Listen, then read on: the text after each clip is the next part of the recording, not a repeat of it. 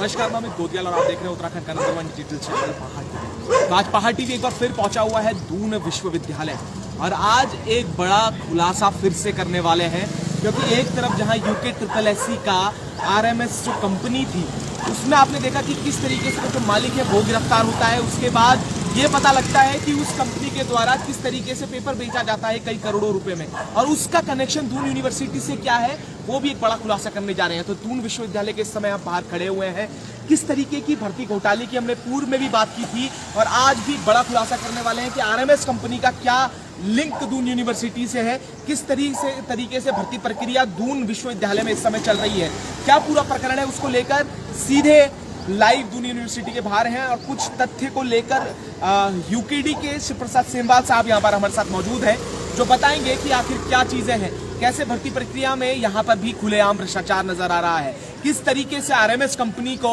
फिर से एक बार जो उन्होंने जो टेंडर दिया गया था उस कंपनी को आउटसोर्स किया गया था, उसमें किस तरीके से कंपनी ने क्या भूमिका रही, वो सारी चीजें आपको बताएंगे। हमारे साथ शिव प्रसाद सेमवाल साहब है।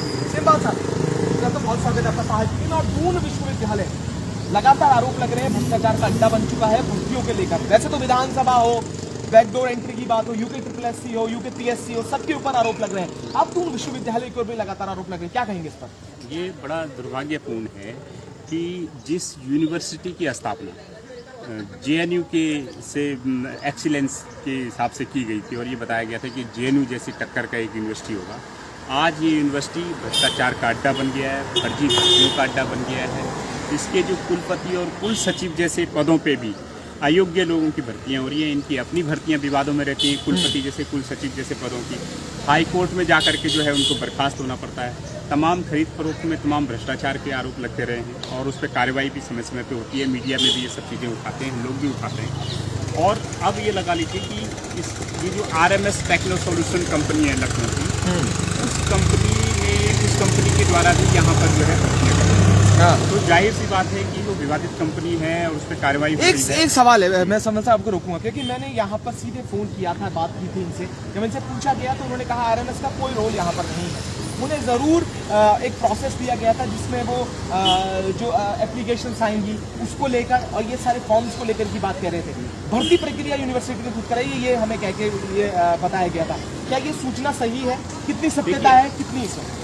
परीक्षा के जो प्रोसेस है ना, उसी में सबसे बड़ा खेल हुआ है यहाँ पे। जो सहायक लेखाकार और सहायक अभियंता भर्ती परीक्षाओं की आप बात करेंगे, आप देखेंगे कि उसमें बहुत कम लोगों ने अप्लाई किया है। क्यों अप्लाई किया है? कि अप्लाई करने की जो प्रोसीजर है उसमें ही बड़ा खेल RMS कंपनी ने किया है। उन्होंने क्या किया कि कई जगह पे जानबूझ करके सॉफ्टवेयर को धीमा कर दिया और ये साजिशन किया गया है सॉफ्टवेयर को धीमा, जिससे कम से कम लोग इस पर अप्लाई करें, और वही काम हुआ। कम लोगों ने अप्लाई किया सॉफ्टवेयर के कंजक्शन के कारण, और इनके जो बाकी लोग हैं उन्होंने किसी तरीके से भी जो है उसको वो किया है। जाहिर सी बात है कि आप अगर एक ऐसी कंपनी को, विवादित कंपनी को अप्लाई करवाएंगे कि जो जानबूझ करके सॉफ्टवेयर धीमा करेगी ताकि कम संख्या में लोग अप्लाई करें, तो आप समझ जाएंगे कि सांप भी मर जाए और लाठी भी न टूटे। इन्होंने परीक्षा की प्रोसेस में ही यही सबसे बड़ी गड़बड़ी की है ताकि इनके अपने लोगों को, चहेतों को जो है यहाँ पे भरा जा सके। तो किसकी शय में ये चीज़ें होती? बड़ा सवाल ये जाहिर सी बात है। देखिए, क्योंकि एक आरोप ये भी लगा है कि जो यहाँ के रजिस्ट्रार हैं वो कई नेताओं कैबिनेट मंत्रियों से खरीद गए हैं, उनके ऊपर किस चीज़ आरोप लगता है? आपका क्या कहना है कि RMS को लेकर और भर्तियों को लेकर? देखिए, RMS कंपनी को काम देने, जब RMS कंपनी पे ही सवाल खड़ा हो गया तो जाहिर सी बात है कि पूरी भर्ती प्रक्रिया पे भी सवाल खड़े हो। जहाँ तक कुल सचिव की बात है जो आप कह रहे हैं, कुल सचिव की योग्यताएं अपने आप में विवादित हैं, वो खुद में एक जांच का बड़ा विषय है। और जिस तरीके से इन भर्तियों में उन्होंने अपने आप को जानबूझ करके अलग रखा है, जबकि भाई वो मुख्य कार्यकारी अधिकारी होते हैं कुल सचिव, और उनको तो उनके साइन सभी डॉक्यूमेंट में होने चाहिए, सारी प्रक्रिया में सब कुल सचिव को शामिल होना चाहिए, लेकिन उन्होंने अपने सारा काम अपने अधीनस्थों को सौंपा हुआ है। तो जाहिर सी बात है ये भी एक बड़े घोटाले की ओर इशारा करता है कि अगर कुछ गड़बड़ी हो तो कुल सचिव का उसमें नाम ना आए, कुल सचिव साफ बच जाए। तो ये भी अपने आप में एक बड़ी बात है, और वो भी तब कि जबकि कुल सचिव की जो अपनी योग्यताएं हैं वो खुद भी जांच के दायरे में, वो खुद भी विवादित है। तो हमारी उत्तराखंड क्रांति दल की ये मांग है कि जबकि इस बात का खुलासा हो ही चुका है कि RMS जैसी विवादित कंपनी जिसके खिलाफ मुकदमा दर्ज हो गया, सब कुछ हो गया, उनके काफ़ी सारे लोग पकड़े जा चुके हैं, तो उस भर्ती प्रक्रिया जो जांच हो रही है, उस भर्ती प्रक्रिया की जो जांच चल रही है उसमें दून विश्वविद्यालय में की गई, ये जो जून में की गई है भर्तियाँ सहायक लेखाकार की और सहायक अभियंता की, इन दोनों भर्तियों को भी जो है उस जांच के दायरे में लाया जाए। एसटीएफ इन भर्तियों की भी जांच करे ताकि पता चल जाए कि इन चीज़ों में क्या गड़बड़ियाँ हुई हैं। तो साफ पता चल जाएगा कि आप ये लगा लीजिए कि जो लेवल 10 की भर्ती है, सहायक अभियंता की जो भर्ती है सिविल इंजीनियर की, आप बता दीजिए लेवल 10 की भर्तियाँ हैं। लेवल 10 की भर्ती कायदे से लोक सेवा आयोग के द्वारा की जानी चाहिए, लेकिन ये खुद दून विश्वविद्यालय ने की है, जबकि दून विश्वविद्यालय की कोई सेवा नियमावली नहीं है, परीक्षा की इनकी कोई नियमावली नहीं है। अपने हिसाब से ये जो है सेवा नियमावली तय करते हैं। तो जब अपने हिसाब से इन्होंने सेवा नियमावलियाँ तय की हैं, तो आखिर क्या कारण है कि इतने लंबे समय बाद भी विश्वविद्यालय की अपनी सेवा नियमावली नहीं बनी, परीक्षा नियमावली नहीं बनी, और इन्होंने अपने हिसाब से ही लेवल 10 की परीक्षाएं कराई। नंबर एक बात। दूसरा, हम लोग इसकी जांच की मांग इसलिए भी कर रहे हैं कि एक तो आरएमएस कंपनी परीक्षा प्रोसेस में शामिल है, दूसरा इन्होंने जो प्रिंटिंग करवाई है परीक्षा पेपरों की, ये अपनी यूनिवर्सिटी में करवाई है, और अपनी यूनिवर्सिटी में इन्होंने प्रिंट निकाले, उसके सेट बनाए, और उसमें ऐसे लोगों को शामिल किया गया उस पूरी प्रोसेस में जो एक तो जूनियर ऑफिसर हैं, जूनियर लेक्चरर वगैरह हैं, और वो खुद अभी परिवीक्षा अवधि पे हैं, खुद प्रोबेशन पीरियड पे हैं, खुद पक्के नहीं है अभी। उन लोगों को क्यों शामिल किया गया? दूसरा, इस भर्ती परीक्षा में वो लोग भी शामिल हुए हैं जो लोग पहले यहाँ पे संविदा में कार्य कर चुके हैं। तो हमारा साफ साफ ये मानना है कि उन जो लोग यहाँ पे संविदा में पहले पूर्व में रह चुके हैं, उन लोगों को लाभ पहुँचाने के लिए इस तरीके से जो जूनियर शिक्षक हैं उनको इस पूरी प्रोसेस में शामिल किया गया, जबकि वो खुद परिवीक्षा अवधि में। तो इस बात, क्योंकि अपने आप में जब ये आपने इस परीक्षा की गोपनीयता को बनाए नहीं रखा, और ये काफ़ी बड़े स्तर पे यूनिवर्सिटी में जो प्रोफेसर हैं, जो प्रोबेशन पीरियड के ऑफिसर्स हैं, तमाम लोगों को इस पूरी प्रोसेस में रखा गया है, तो जाहिर सी बात है इसकी गोपनीयता कहाँ रह गई थी परीक्षा की। और जब गोपनीयता नहीं रह गई तो हम लोग ये जानना चाहते हैं कि आखिर वो कौन लोग हैं जिनको लाभ देने के लिए इस भर्ती परीक्षा को आयोजित कराएंगे। तो क्या लगता है ऐसे मतलब, देखिए सीधे तौर पर अगर मैं बात करूंगा कि किन लोगों, कौन लोग, क्योंकि आपके पास भी कई लोगों पर सीधे आपने की बात करी, खुद ये सारी चीज़ें उन पर भी आरोप लग रहे हैं, उनकी जो क्वालिफिकेशन है उन पर आरोप लग रहे हैं।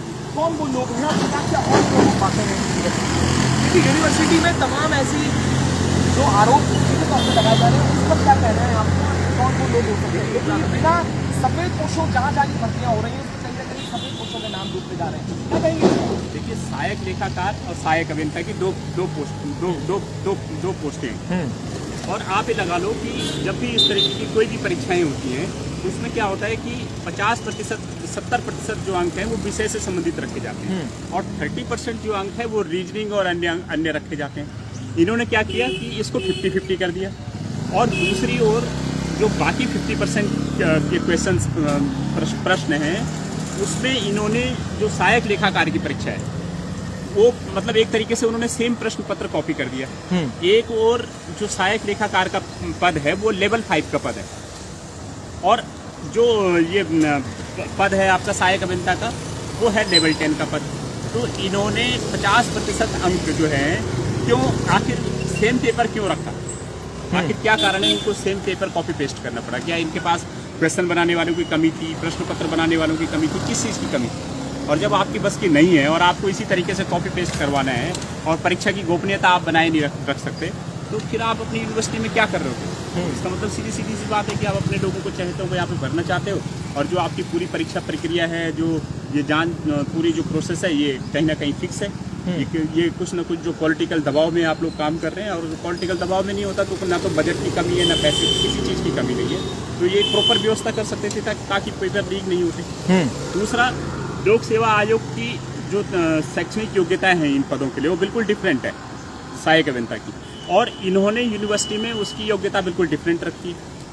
तो आखिर क्या कारण है कि इन्होंने वो लोक सेवा आयोग का पद है, और लोक सेवा आयोग की पद की जो शैक्षिक योग्यताएं जो मांगी जाती है इस पद के लिए, वो वही उन्हीं शैक्षिक योग्यताओं को भी तो रख सकते थे। अगर इनके मन में कुछ गलत नहीं होता तो भाई जिस पद की जो शैक्षणिक योग्यताएं लोक सेवा आयोग में निर्धारित हैं ऑलरेडी, आप वही शैक्षणिक योग्यताएं मांग सकते थे।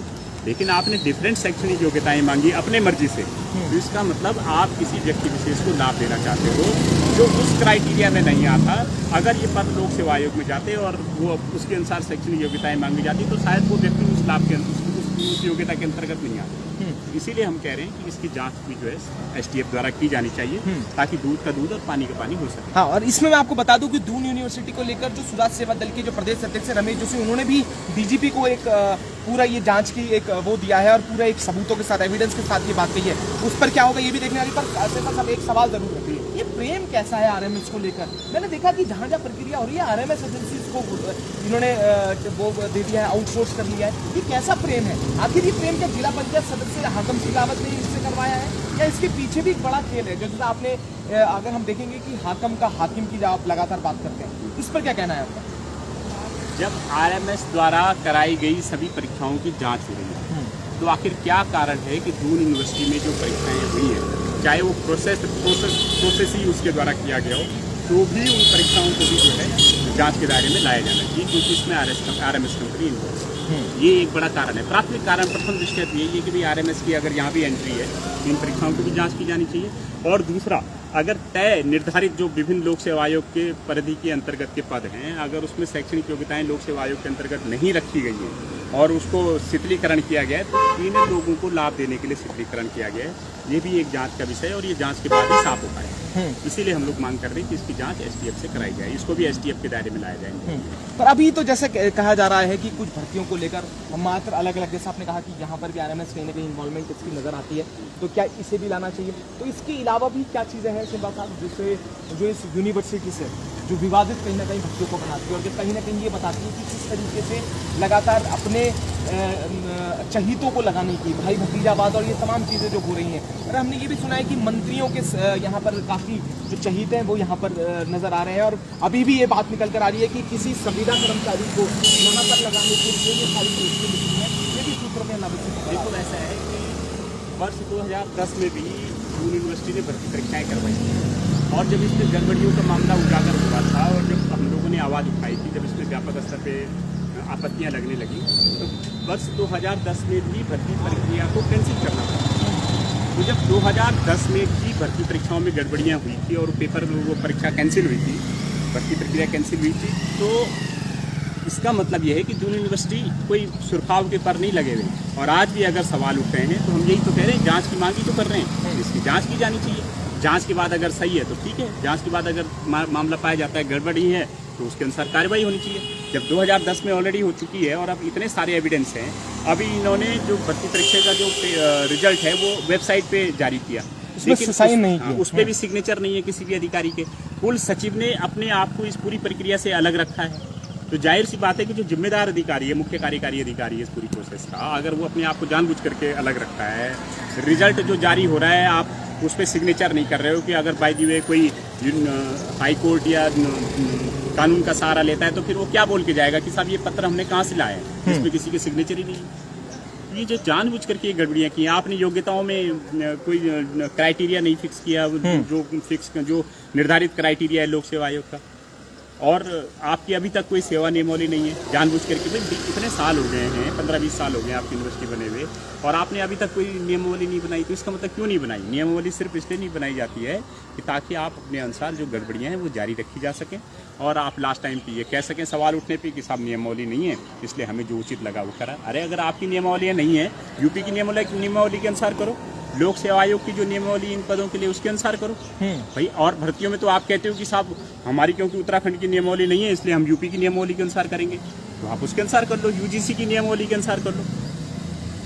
बिल्कुल। लेकिन जब आपको गड़बड़ियाँ करनी होती है तब आप कहते हैं कोई नियमावली नहीं है इसलिए हम जो मर्जी करें, और जब आपको कोई काम अटकाना होता है फिर आप कहते हो कि जी हमारे पास नहीं है तो क्या हुआ, हम यूपी की नियमावली को देख के कर लेंगे। ये दोहरा मानक जाहिर सी बात है कि अगर अपनाया जाता है तो कहीं ना कहीं सवाल खड़े होते हैं, और जब सवाल खड़े होते हैं इस तरीके की विश्वसनीय संस्थाओं के ऊपर, तो इससे राज्य की छवि खराब होती है, और इसके लिए जरूरी है कि इसकी जांच की। बस सिंबा साहब ये भी देखा होगा कि आपने ये भी बात कही कि करीबियों को लगाने की कोशिश 2010 की आपने एक उदाहरण दिया कि उस समय भी घोटाले हुए थे, पर आखिर जांच क्या होती है, क्या निकल कर रिजल्ट उसका आता है? और आपने कहा कि किस तरीके से ये साफ जाहिर होता है कि किसी का करीबी वहाँ पर लगा हुआ है, वो उनके साथ कार्यरत था, अभी भी ये सूत्रों से कहीं खबरें उठती हैं, पर क्या जांच में निकलता है, कौन आगे आता है, कौन उस पर, ये अपने बड़ी समझने वाली बात है। आखिर सफेदपोश हमेशा निकल कर आ जाते हैं, वो अधिकारी बच जाते हैं। जैसे कहा कि सिग्नेचर नहीं करना, तो इसका मतलब है कि अगर कोर्ट की शरण में भी कोई व्यक्ति जाता है तो वो अधिकारी उस बात में मुकर जाएगा कि ऐसी कोई भर्तियाँ भी हमारे कैंपस में, इसको लेकर क्या कहना है? बिल्कुल इस पे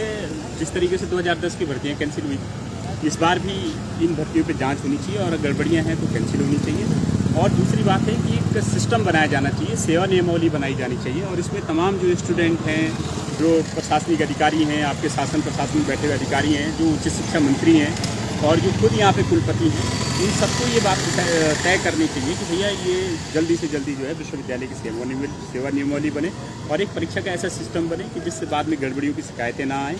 और अगर गड़बड़ियों की शिकायत आती है तो जो जिम्मेदार ऑफिसर्स हैं, जिम्मेदार लोग हैं, उनकी जिम्मेदारियां फिक्स की जानी चाहिए। जब तक ये चीज़ें नहीं होंगी तब तक फिर आप भर्ती परीक्षा कैंसिल भी कर लोगे तो दोबारा ये फिर से भर्ती परीक्षा में गड़बड़ियाँ करेंगे। एक सिस्टम तो बनाया जाना चाहिए। ठीक है, एक सिस्टम बनाया जाना चाहिए, पर लगातार आप जैसे देख रहे हैं UPSSC के बाद दून यूनिवर्सिटी का जो RMS कनेक्शन है वो आपको ज़रूर बताया, पर ये भी समझने वाली बात होगी कि आखिर युवाओं के साथ और जो पढ़े लिखे युवा हैं उनके साथ कब तक विश्वासघात होता रहेगा, कब तक वो इंतज़ार करेंगे कि उनके भविष्य के साथ जिस तरीके से वो पढ़ाई कर रहे हैं, जिस तरीके से तैयारी कर रहे हैं, उसके मुताबिक उन्हें रिजल्ट मिल सके, उन्हें ज्वाइनिंग मिल सके, उन्हें नियुक्ति मिल सके। और आज भी युवा जो है इंतज़ार कर रहा है दून विश्वविद्यालय या तमाम ऐसी जगहों पे जहाँ पर उन्होंने पढ़ लिख कर, स्ट्रगल कर यहाँ से मेहनत कर तैयारियाँ की है और आज तक मौके ढूंढ रहे हैं कि नौकरी उन्हें मिल पाए। और इस तरीके की RMS कंपनी हो, चाहे जो नियमावली की बात इन्होंने की है, एग्ज़ाम की बात जो कह रहे हैं कि एग्ज़ाम कैसे कंडक्ट कराए जाए,